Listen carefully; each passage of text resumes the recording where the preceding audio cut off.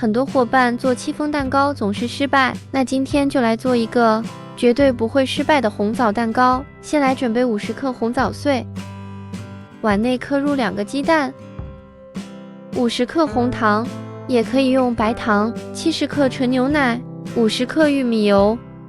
先给它充分的搅拌均匀，直到红糖全部融化，再把红枣碎倒进来，继续搅拌均匀。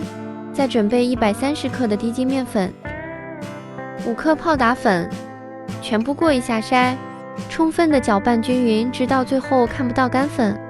再把面糊挤到纸杯里边，最后可以撒一点芝麻，也可以不用放。烤箱上下火180度，提前预热10分钟，放在中层烤25到30分钟左右。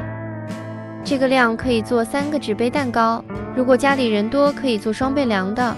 戚风蛋糕膨胀靠的是打蛋白，这种蛋糕膨胀靠的是泡打粉。